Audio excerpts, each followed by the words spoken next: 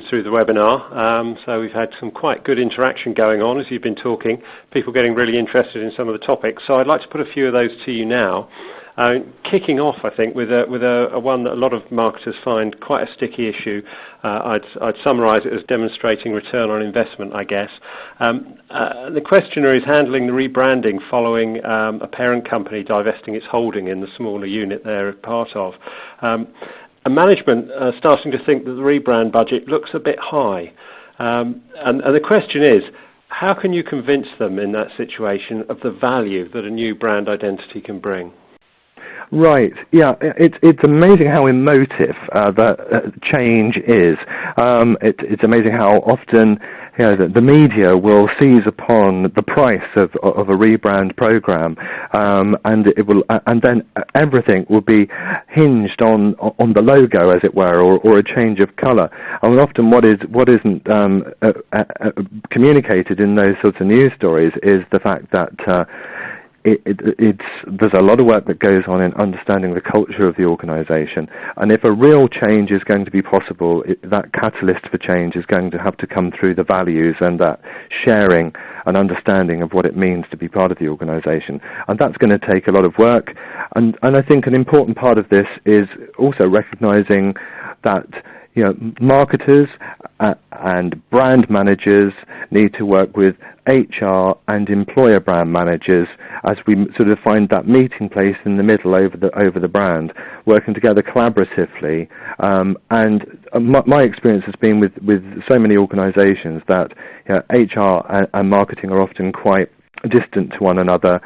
Quite often, the two teams have their own agenda, and quite often, two teams will have different ideas of what the brand is all about, and there's sort of a dislocation.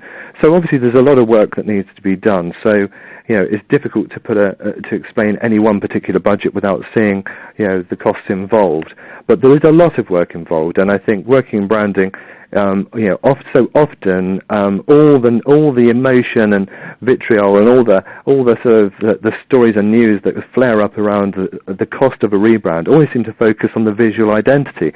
But the visual identity will have no meaning if it's not supported by a real experience, and that experience comes from the mood, the way that people feel, the strength of the culture behind it all. Otherwise, that carefully crafted identity will be reflected as an image that doesn't match up to the promise, and that can be catastrophic. And the costs of that, of course, are going to be far higher in damage limitation and trying to rebuild confidence. So it's important to invest in this, your most precious asset. That's really good. Thank you, Paul. And actually, as part of your answer there feeds in quite nicely to the next couple of questions that have been asked, which are around aligning values. The first one is, have you got any suggestions for aligning brand values and corporate values when these have been developed separately within the organisation? Yeah, I can't see any real logic to separating them, and I feel that the values must be aligned. If there is any difference, it should be that there's a call and response quality to them, that one makes the other possible.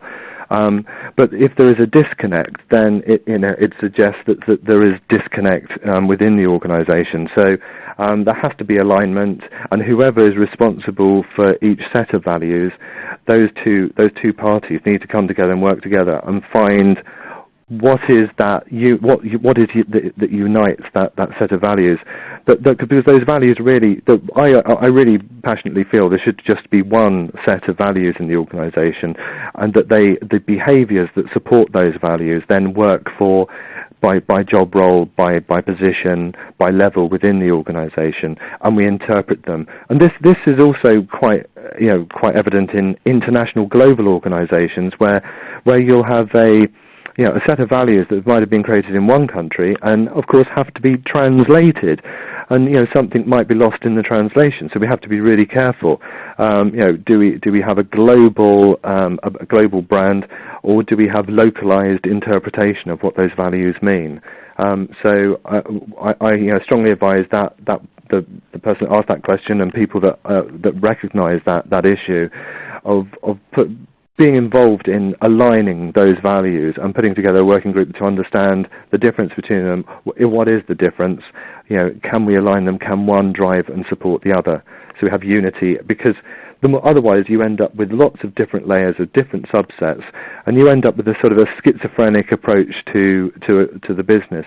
And if we look at Wally Olin's and his description of the brands as the corporate personality.